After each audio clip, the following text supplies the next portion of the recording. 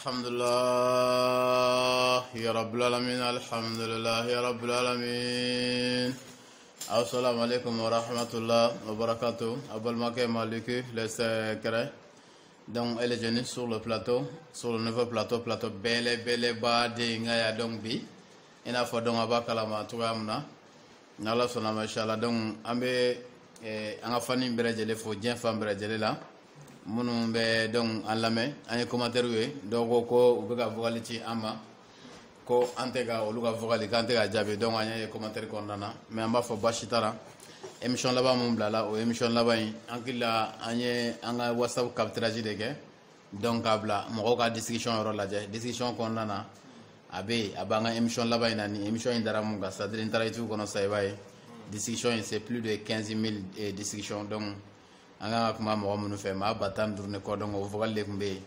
anga mo munu jabe donc ka ngalula donc ni itanana abe sika telia ina fa abe sika sumaya ça dépend ika natuara quoi sonante bon kuma mo fe anyo fo be ka fo connexion be daele walma appel ni ba fe kan soro no yara ambe soro rb mais ni ba fe kan soro no yara ibe mali midi kerengere ne yana midi malaya kata midi la ka se fo 19h 20h ma ni an wele ou bien ni vocal ci ban soro donc no yara o ko fa am soro de mais o le ka no ka teme wakati to bere jelen ka donc ambo information di e fanu bere jelen ma kata na la sona ma inshallah o fena ko fa fene information ni mumbe ka faraka gouvernement kura mumbe sans c'est-à-dire transition mo ko barata bulu ambu foraka fo barata bulu donc ambu ko amu sudeni fene donc hakila bek me ga do ke président gomuna ni ma filo président na mali kono donc abna ko ke atuya c'est-à-dire akanga ke tuga amna ni malien ba ni tuga amna no na gla ni président mina ke donc tuga ni na la sona machallah c'est ça ala ka barka chama du ka barara ni ujugu fene ala ku fiya ka bo ka sara ka na la ka je inchallah donc les génies et bi jman dananga d'accord bien samedi le 9 octobre 2021 ko le secret ko wakati jumene kanuni no tie bolo c'est-à-dire tie be sega tie kan rapport ke wakati jumene na musoi wala sa amuso akanu ya kabuya amuso yoro kosebe wakati précisé le mot olawa ba sitara ndala sona machallah donc ko la wakati jumene na soro tie kango boloda c'est-à-dire ka rapport ke ni amuso e dlaw de kodo ni do ba fo donc ko furu la bato ko la wati kerengrane be olawa nin tie basé wati munka no be ke sobe donc ga kanu ya bonya kata donc e muso yoro o wati ube ke wati kerengrane mba nani be no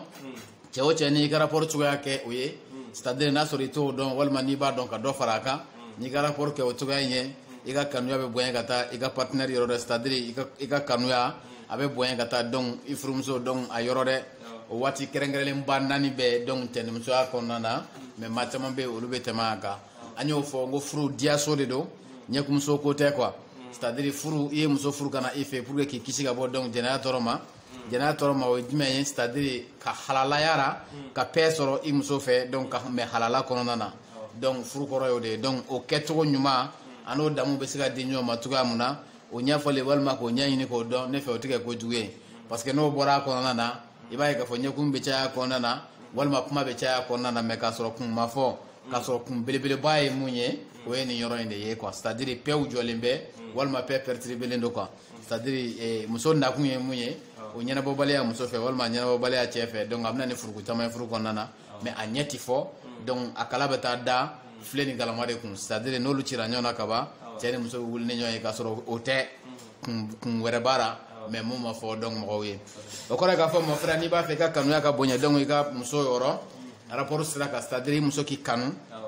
ika kanu ka bonya yoro fa ka commencer ka kila kula uta donc ki sere rapport keto ya c'est-à-dire wati mon préciser lembe ni bi ka rapport ke wati nu ko nana no ga sobe ki kanu bonya donc ifrum so yorora wati bandande do amuno lu expliquer na la sona machallah donc amba fo ambalma tie berejele iki hagil to la rakote anyo fiame mon fie la rakotara de abe dien ko de ni ya kessan sa ba jabi so donc sansa ni tara korbo sa a jabi bina ma donc sa na la ka dien inshallah wati ba folo we wati ye wati mino rapport mancha ko sobe anga furu konana amba fo ngo che tamambe ku yera samakana o wati konana o wati menye abe foma sogoma dafe c'est-à-dire fajiri masruna walma fajiri seli kɔfɛ c'est-à-dire sɔgɔmada quoi c'est ka kɔn fajiri ɲɛ fitinini walma fajiri tɛmɛlen kɔfɛ sɔgɔmada rapport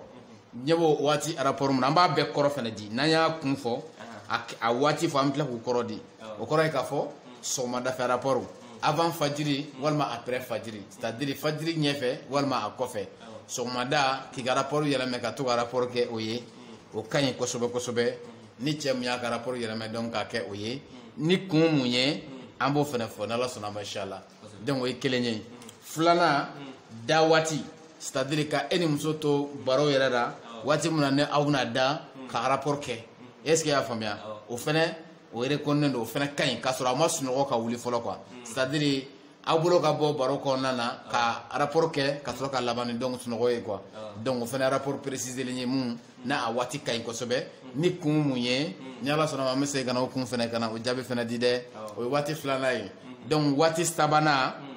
an b'a fɔ o ma ko n tilegan rapport c'est-à-dire ni accès bɛ yen o ta ye ni accès bɛ yen o taara parce que an caman ye baarakɛlaw de ye tilefɛla fɛ donc ni accès b'i bolo accès kɔrɔ ye di don mun na ni i ye waati sɔrɔ ka na so walima n'i bɛ se ka temps créer i ka baara kɔnɔna na ka na so walima n'i tɛ baara kɛ don mun na ka na so donc tilegan fɛ rapport k'o créer i ka rapport kɔnɔna na quoi ka tilegan fɛ ta k'o fɛnɛ créer kɔnɔna na o fɛnɛ ni kun mun ye an b'o fɛnɛ fɔ o fɛnɛ précision ye quoi c'est-à-dire waati sabanan ye quoi donc waati naaninan muso yɛrɛ bɛ cɛko kɔ waati mun na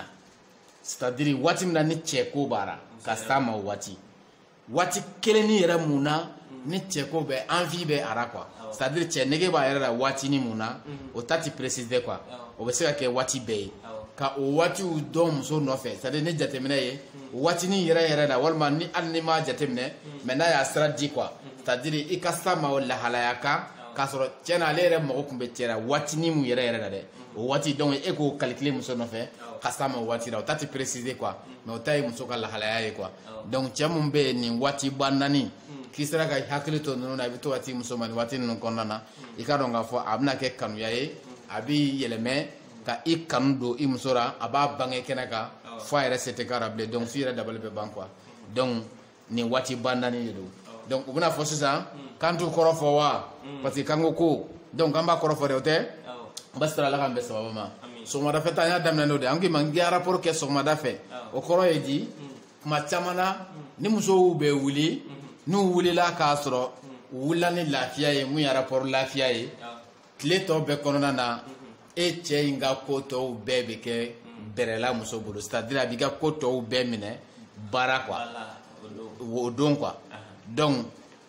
sɔgɔmada fɛ rapport dun filɛ nin ye o laban bɛ taa laban ni dugu jɛli de ye donc o kɔrɔ ye k'a fɔ n'a tigi bɛ wuli a bɛ wuli ni paix ye quoi c'est-à-dire a bɛ wuli ni lafiya ye a bɛ wuli ni nisɔndiya ye a bɛ wuli ni bɔrɔn ye donc e mun y'o d'a ma e ka kow minɛni baara a fɛ o bɛ kɛ wajibi ye donc o ye a nafa ye nafa fɔlɔ ye nafa filanan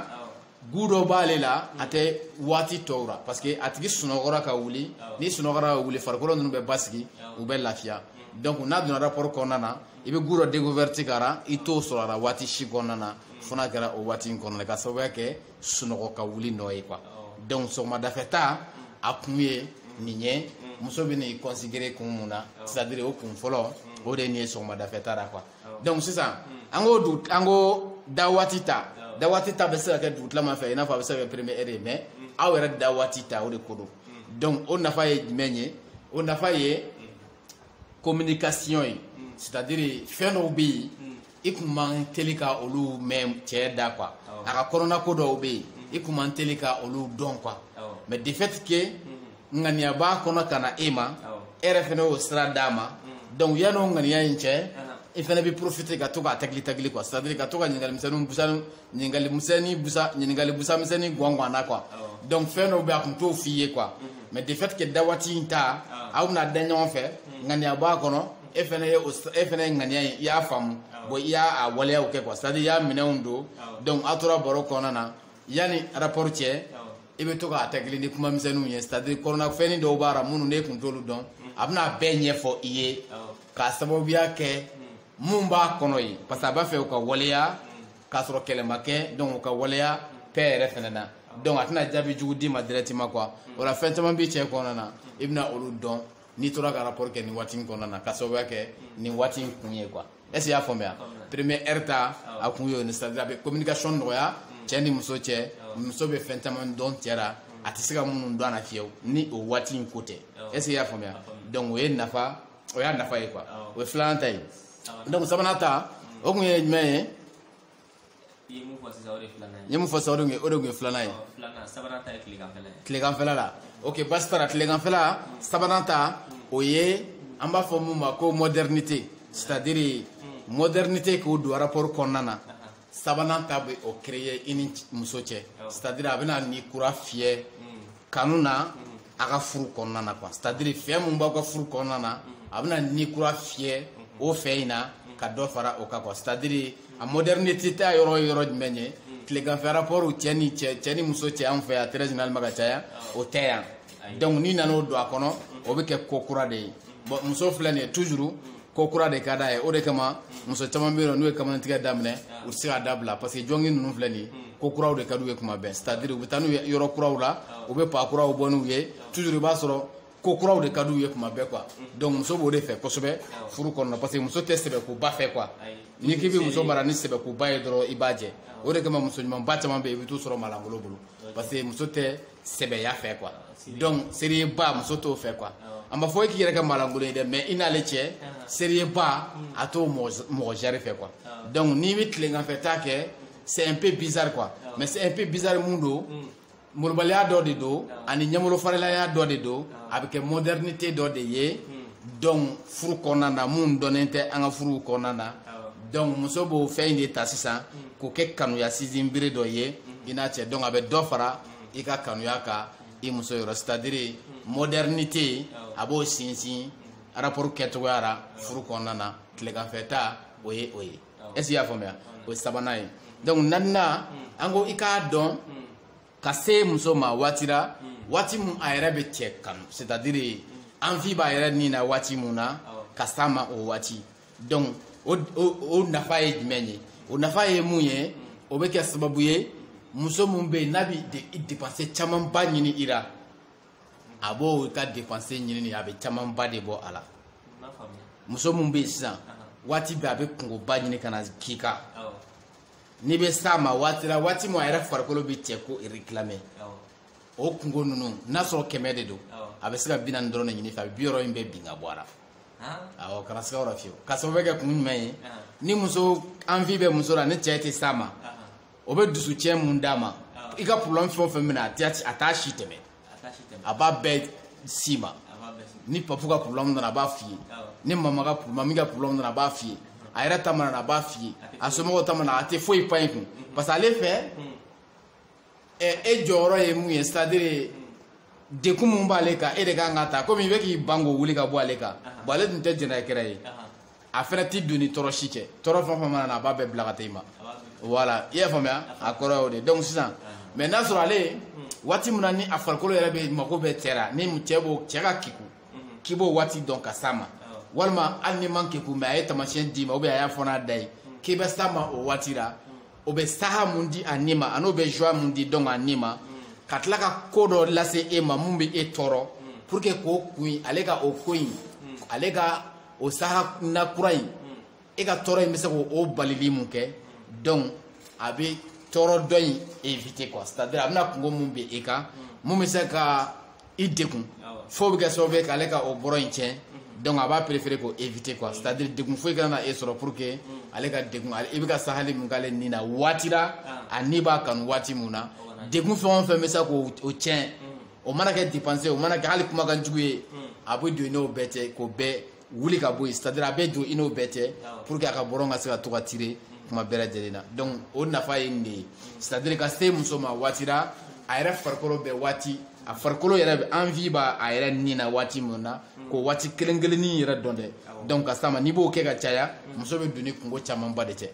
a b'a da kɛ k'u tiɲɛ ni fɛn b'a kun a bɛ fɛn don a n'u cɛ c'est à dire a tɛ sɔn ko ka na i ma ko mun b'i la décourager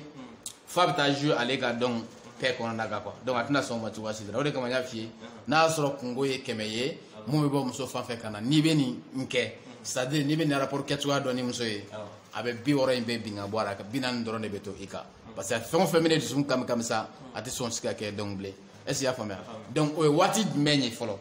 waati jumɛn de la muso dusukun bɛ walima a ni bi cɛko yɛrɛ préféré ko cɛ c'est à dire waati jumɛn na a ni bɛ ka cɛ réclamer ni cɛ kan ka s'a ma waati in kɔnɔna na o tɛ waati kelen ye quoi o bɛ se ka kɛ hali e ka minɛn talen c'est à dire i ka saki dulonnen i kan na i bɛna taa baarayɔrɔ la o bɛ se ka i ka fɛn bɛɛ labɛnnen o bɛ se ka k'o ye c'est à dire i bɛ taali in bɔ a ma quoi don o don tɛ quoi i b'o tagali in bɔ a ma rapport janya tɛ tɛmɛ une heure kan quoi i mana janya cogo o cogo a tɛ tɛmɛ o kan quoi est ce que i y'a faamuya ka a ka satisfaction d'a ma o don in problème t'a la quoi o bɛ se ka kɛ tilegan fɛ i nana k'i bɛna dumuni kɛ so walima i nana ci dɔ la so i bɛna sɔrɔ envie ba b'a la waati précisément t'o la quoi o bɛ se ka kɛ e bɔlen kɔ baarakɛyɔrɔ la ka na yanni dumuni ka d'i ma muso b'a fɛ i ka s'a ma sisan parce que i nana envie ba sɔrɔ a la o bɛ se ka kɛ yanni aw da kuma cɛ a b'i teliya a ka dali teliya parce que a mago b'i la quoi donc waati précisément t'o la o bɛ se ka kɛ dugutilaw fɛ a b'i kunu o bɛ se ka kɛ sɔgɔmada fɛ donc waati tɛ o la k'a fɔ waati min k'a précisément don mais o bɛ muso yɛrɛ ni de jate minɛ c'est à dire ni envie nana na waati mun na o waatinin yɛrɛ yɛrɛ la e ka s'a ma donc o bɛ se ka kɛ waati in bɛɛ de kelen kelen ye quoi mais sisan k'a dɔn n'i ye nin ye karisa la envie b'a la c'est à dire a bɛ fɛ n ka s'a ma de sisan san yɛrɛ de fɛnɛ donc o fɛnɛ dɔnniya o y'a dama kuma ye o ka jan dɔ b'a ta fɔ n'a da ye komi an caman bɛ yen nɔ i b'a sɔrɔ lamɔ cogoyaw ni an ɲɛw faralen tɛ kosɛbɛ fɛn caman b'an hakili la mais an tɛ se k'a fɔ mais dɔ b'a ta fɔ n'a da ye donc caman bɛ yen o t'a ta fɔ mais o bɛ taamasiyɛnw di quoi bon o bɛ taamasiyɛn mun di k'o fɛnɛ fɔ o y'a damana débat ye waati t'an bolo k'o bɛɛ expliquer n'Ala sɔnna inchallah mais n'i kɔni y'a dɔn ka to k'a kɛ an ye mun f'i ye i b'o jaabi sɔrɔ n'Ala ka diɲɛ ale sɛti bɛ dɔ b'a fɔ a kan donc le jeune i bɛ jumɛn da nin kan. d'accord Lisikɛrɛ an bɛ tɛmɛ ɲininkali filanan ye min ye ko rapport in yɛrɛ c'est à dire ka to ka se partenaire ma ko hakilila ko de don i n'a fɔ ka kanu ye hakilila rapport caya fara dɔgɔya kan ko hakilila ko de don Lisikɛrɛ yalima i bɛ mun fɔ o hakilila ko in na tiɲɛ don wa ou bien i bɛ mun fɔ a la. baasi t'a la ala ka bɛn donc sababa ma ko rapport caya fara donc a dɔgɔya kan ko rapport yɛrɛ fɛnɛ dɔ ko ko mais rapport yɛrɛ fɛnɛ kɔni fɛn min hakilila ko de ye dɔw yɛrɛ fɛnɛ b'a kɛ i n'a fɔ dumuni ko k'u ka mɔgɔw bɛɛ sa kama k'a sɔrɔ hakilila ko dɔrɔn de don bon rapport hakilila ko b'a kɔnɔna na mais hakilila ko tɛ awɔ ça c'est clair c'est à dire cɛnimusoya mun filɛ nin ye hakilila ko tɛ quoi mais hakilila ko de bɛ donc a kɔnɔna na donc o de b'a sama ka janya o de b'a sama ka surunya fɛnɛ o de b'a nege bɔ wa o de b'a kɛ hakili fɛnɛ ye hakilila ko mun bɛ a kɔnɔna na mais ale yɛrɛ tɛ hakilila ko ye quoi est ce que i y'a faamuya ale ye nature de ye naturellement mun ni adamaden danna ni a ye envie ye mun ye o tɛ hakili ka ko ye quoi o ye nege de ye nege ye jumɛn ye a bɛ n'a fɔ minɔgɔ c'est à dire ni jiminɔgɔ y'i minɛ est ce que o ye hakili ka ko ye voilà k'a fɔ hakili jiginna ji la n bɛ taa ji min k'a sɔrɔ jiminɔgɔ t'i la o bɛ kɛ donc i minen kɔfɛ ka tila hakili jiginna ji la n bɛ taa dɔ wɛrɛ min o bɛ kɛ wa voilà donc ni jiminɔgɔ b'i la hali ni k'i b'i hakili bɔ a kɔ est ce que a bɛ se ka bɔ a kɔ voilà donc envie bɛ i n'a fɔ jiminɔgɔ envie bɛ i n'a fɔ donc kɔngɔ adamaden dannen bɛ ni olu ye cogo min ni farikolo b'a réclamer n'a mago sera a ma rapport ko bɛ o cogoya la quoi c'est à dire envie yɛrɛ y'o ye quoi ni a farikolo mago sera a ma o yɔrɔ bɛɛ a bɛ na i la c'est à dire a bɛ na farikolo yɛrɛ b'a réclamation kɛ quoi donc farikolo bɛ réclamation mun d'i ma a bɛ taamasiyɛnw de d'i ma k'a fɔ nege b'i la est ce que i y'a faamuya donc o tɛ hakili ka ko ye quoi o ye nege ko de nege ni kɔngɔ ni minɔgɔ olu bɛɛ ye fɛn suguya kelen ye adamaden dannen bɛ n'a ye quoi donc hakili b'a kɔnɔ cogo di hakili bɛ baara de kɛ a kɔnɔna na c'est à dire e donnen nege ko kɔnɔna na ala y'a kɛ e nana rapport kɛ ni muso mun ye n tɛ se ka ɲɛ ni muso in kɔ bilen o ye hakili ka baara ye donc munna i tɛ se ka ɲɛ a kɔ hakili yɛrɛ b'i sama ka taa a ko kɔnɔna na a bɛ ta timiya min b'a la a bɛ ta donc hakili b'i voyager a ko in kɔnɔna na ka taa quoi ka sɔrɔ k'a f'i ye n tɛ se ka ɲɛ ni muso in kɔ fiyewu bilen o ye hakili ka baara ye don o don fo n ka rapport kɛ o ye hakili ka baara ye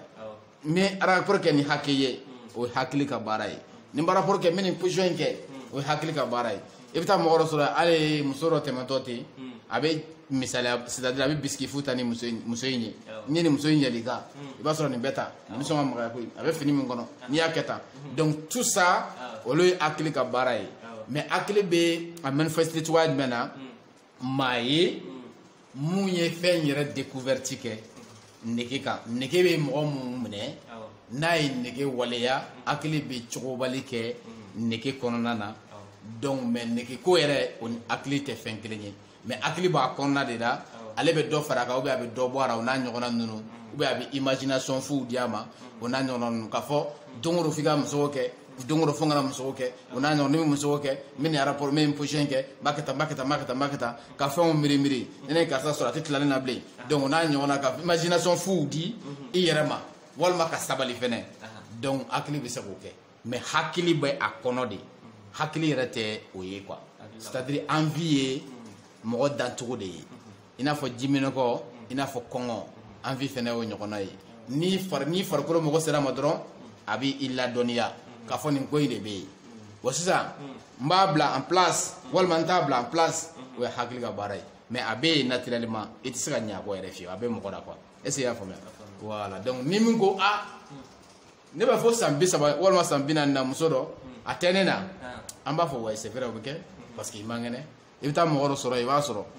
kabini Ala k'a d'a ma deli ka kɔgɔ ja dɔn ale kɔni bɛ dumuni kɛ mais k'a fɔ kɔgɔ ka di a t'o dɔn quoi o mɔgɔw bɛ yen a bana bɛ mɔgɔw la a bɛ dumuni kɛ mɔgɔw fɛ ten mais k'a fɔ dumuni ka di ou bien a man di ale t'o dɔn quoi est-ce que i y'a faamuya mais est-ce que o kɔrɔ ye k'a fɔ dumuni man di yan voilà parce que ale de man kɛnɛ donc n'a bɛ mɔgɔ mun na n'o bana suguya bɛ mɔgɔ mun na envie ko sira fɛ e tɛ se k'a découverte kɛ a bana suguya ka ca n n'an da don bɛɛ la k'o fɔ mais ani mɔgɔ dancogo tɛ o tɛ kelen ye mɔgɔ yɛrɛ dancogo don bɛɛ de b'a découverte kɛ n'a cira dɔrɔn fɛn dɔ de ye e ta ye n bali sinon c'est la nature aussi quoi est-ce que i y'a faamuya voilà donc o de y'a jaabi n'Ala ka jɛ inchallah d'accord les cigarettes dɔ fana bɛna ɲininkali kɛ ko yalima fɛn une fois que i kelen k'o fɛ k'a découverte kɛ c'est vrai hakilila ko tɛ mais sisan e kelen ka hakili bila nɔfɛ ne bɛ n yɛrɛ minɛ fo wagati jan ou bien fo wagati caman est-ce que c'est possible aussi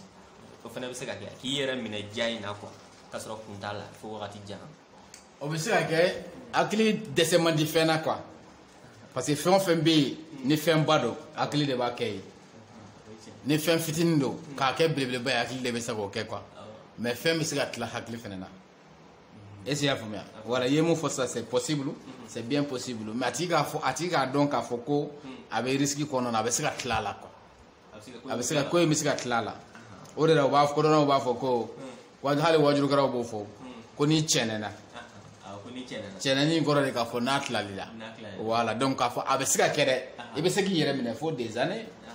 mais k'i bɛ se ka cɛnɛ quoi c'est-à-dire ko in bɛ se ka tila hakili la quoi donc a bɛ fɔ de ma cɛnɛni sinon c'est possible o bɛ se ka kɛ est-ce que i y'a faamuya d'accord les cigarettes bon ni ne kun y'an ka bi ɲininkali damadɔni ye ka thème i la bɛ émission kuma laban fɔ a ma baasi t'a la n'Ala sɔnna ma inchallah donc toujours Malick les secrets et les jeunes ne kun bɛ plateau ba ye n ka yan bi ni a b'a ɲini internet kan i b'a sɔrɔ Malick les secrets i b'an sɔrɔ internet kan dɛ ni mɔgɔw bɛ kunnafoni wɛrɛ fana i bɛ se ka da gosi 77 39 39 02 ni da gosi daw na yɛlɛ i ye dɛ mi dama yɛlɛ a kɔrɔ de k'a fɔ jama ka ca dɔɔni k'i patienter donc dɔɔni ko kɔfɛ ko daw k'u na yɛlɛ i ye dɛ n'Ala ka jɛ inchallah an y'o de fɔ an ka baara taasira ye mun ye donc kurusi kɔnɔna kibaruya de don dɛ n'a sɔrɔ degun b'i kan mon frère i b'an wele n'i kan ka wari bɔ an b'o f'i ye ni wari man ka bɔ mun na o fana bɛ f'i ye dɛ masere fana o cogoya kelen de don donc tafe kɔnɔna kibaruya don n'a sɔrɔ degun bɛ yen i b'an wele n'Ala sɔnna ma an b'a régler n'Ala sɔnna ma inchallah ale sɛ a tɛ wuli ka bɔ donc a fan kan dɛ ni Ala ka jɛ inchallah donc groupe fana b'an bolo an ka groupe a bɛ ka marcher su ani tile donc vidéo bɛ bila kan audio bɛ bila kan donc image fana bɛ bila kan ani an ka leçon professionnelle donc